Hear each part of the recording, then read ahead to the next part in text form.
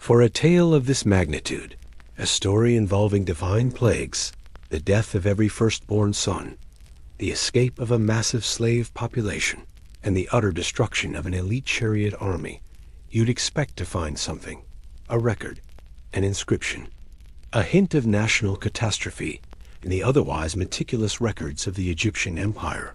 But during the 67-year reign of Ramses II, there is a deafening silence. So, what if we've been looking at the wrong pharaoh all along? What if the real story is far more complex and far more mysterious? The story is one of the most epic and enduring in human history. A humble prophet, a stubborn king, and a nation of slaves standing at the edge of an impassable sea with an army of chariots thundering toward them. It's a tale of defiance, faith, and miraculous deliverance. For centuries, one name has been inextricably linked to this biblical drama, cast as the villainous pharaoh who hardened his heart and challenged God himself: Ramses II, Ramses the Great. He was the most powerful, most prolific, and longest-reigning pharaoh of the New Kingdom. His monuments still dot the landscape of modern Egypt. His face is known across the world, and his name is synonymous with the golden age of pharaonic power. From Hollywood blockbusters to Sunday school lessons, he is the undisputed pharaoh of the Exodus. But what if this is all a case of mistaken identity? What if the greatest pharaoh in Egyptian history had nothing to do with the Exodus at all? The evidence we have, and just as importantly, the evidence that's missing, points to a completely different story. A story buried for millennia, which might just change everything you thought you knew. The case for Ramses the Great. To understand why Ramses II became the prime suspect, we have to understand the man himself. Ramses II wasn't just a pharaoh.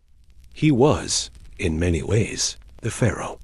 He reigned for an astonishing 67 years. From 1279 to 1213 BC, he lived into his 90s, fathered over 100 children, and covered Egypt with more temples, statues, and monuments than any ruler before or since. He was a master of propaganda, a skilled military leader famous for the Battle of Kadesh, and he presided over an era of immense prosperity. His legacy was so huge that 9 later pharaohs would take his name, just hoping to capture a fraction of his glory. The main piece of biblical evidence tying him to the story is in Exodus chapter 1, verse 11. It says the enslaved Israelites were forced to build the store cities of Pithom and Ramesses. The city of Pi-Ramesses, or House of Ramses, was, in fact, a grand new capital built by Ramses II. For a long time, this felt like a smoking gun. The Bible mentions a city named Ramesses, and a pharaoh named Ramses built it. Case closed, right? Well, not so fast. The scholarly consensus today is that the name Ramesses is an anachronism, a detail from a later time inserted into an older story. Think of it like watching a movie about ancient Rome, where Julius Caesar checks his watch. The site had earlier names like Avaris, and only became Pi-Ramesses after Ramses II rebuilt it, centuries after the events likely took place. The biblical authors, writing much later, probably updated the name to one their audience would recognize. This was a common practice in ancient texts. So, while it's a tantalizing clue, that single reference has likely sent investigators down the wrong path for centuries, creating a historical puzzle where none of the other pieces seemed to fit. The chronology problem, when you really dig into the timeline, the case against Ramses II gets even shakier. There are 2 main schools of thought on when the Exodus took place. The first is the late date theory, which puts the event in the 13th century BC, aligning perfectly with Ramses II's reign. This theory relies almost entirely on that one mention of the city of Ramesses. But there's another, much older timeline suggested by the Bible itself. In 1 Kings 6:1, the text states that King Solomon began building his temple in Jerusalem 480 years after the Israelites came out of Egypt. That's an incredibly specific marker. Based on what we know about Solomon's reign, A little math places the Exodus around 1446 BC. This is the early date theory, and it throws the Ramses hypothesis into chaos. The year 1446 BC is in the 15th century, a full 200 years before Ramses II was even born. If this earlier date is correct, then the pharaoh of the Exodus couldn't possibly have been Ramses the Great. This brings us to a crucial piece of evidence from Ramses' own son, Merneptah. The Merneptah stele, a stone slab from about 1208 BC, celebrates his military victories. On it, Merneptah boasts of his conquests, and for the first time in known Egyptian history, a specific group is mentioned. Israel is laid waste. Its seed is no more. This inscription is monumental.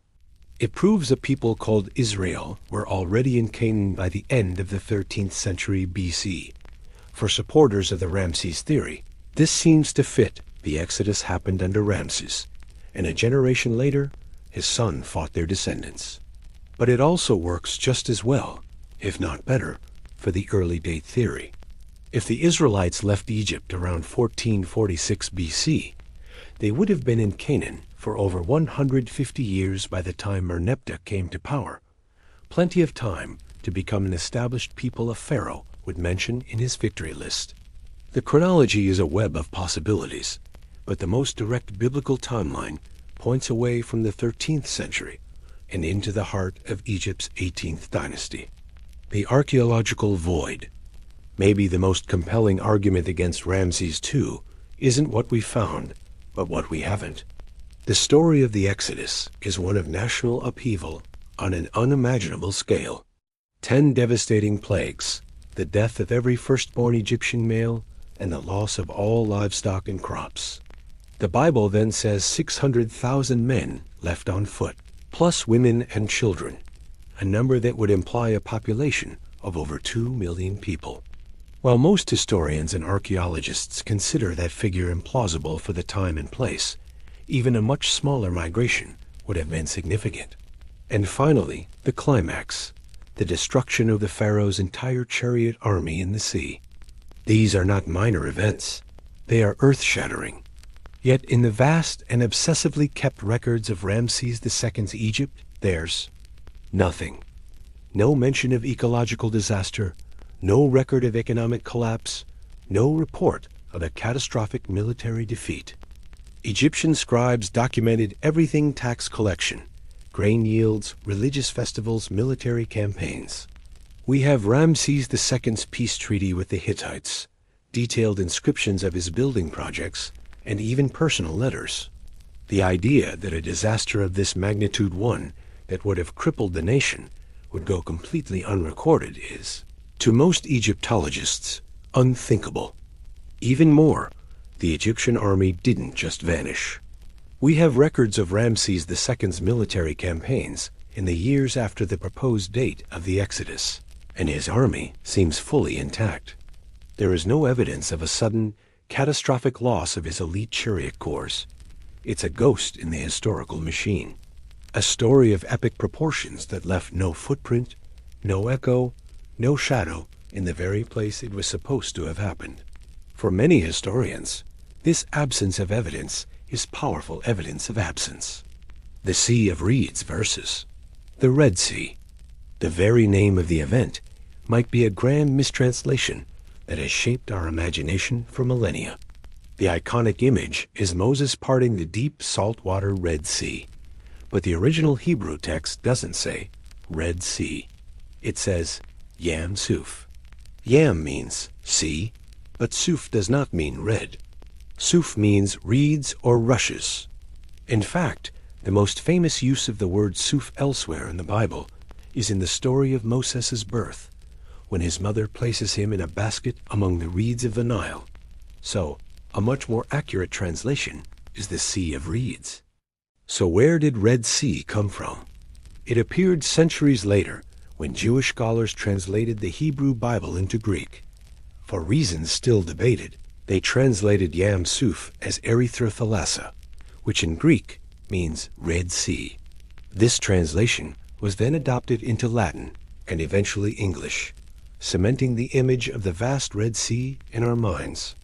This is more than a fun fact. It completely changes the geography. A sea of reeds doesn't suggest a deep ocean gulf, but a shallow, marshy body of water, like the lakes that once dotted the eastern Nile Delta. This changes everything. Parting a deep sea requires a miracle of impossible scale, but causing the waters of a shallow, marshy lake to recede, that opens the door to other possibilities. This mistranslation may have caused us to look in the wrong place for the crossing and for the evidence all along. This investigation is uncovering clues that challenge a story we all thought we knew. If you're finding this journey into the past as fascinating as we are, take a moment to subscribe and hit that notification bell. We have so much more to uncover, and you won't want to miss what comes next. The alternative suspects: if Ramses II wasn't the pharaoh, then who was? If we follow the Bible's own timeline to the 15th century BC, we land smack in the middle of Egypt's powerful 18th dynasty. This was a time of legendary pharaohs, and suddenly we have several plausible candidates. One popular name is Amenhotep II. He reigned at the right time, and some intriguing details from his rule seem to fit. His father, Thutmose III, was a great military conqueror who took many Semitic slaves from the Levant slaves, who could have become the Israelite workforce. Amenhotep II himself was known for his cruelty. Interestingly, his son who succeeded him, Thutmose IV, was not his firstborn. Thutmose IV even put up a monument, the Dream Stele, telling a story of how he was divinely promised the throne, an unusual step that might suggest his claim was unexpected, perhaps because an older brother had died. This brings us to a mysterious and controversial piece of evidence, the Ipuwer Papyrus. This ancient Egyptian poem describes a time of total chaos in Egypt. It speaks of a world turned upside down, with shocking lines that, at first glance, sound eerily similar to the biblical plagues. Ipuwer writes, "Plague is throughout the land. Blood is everywhere.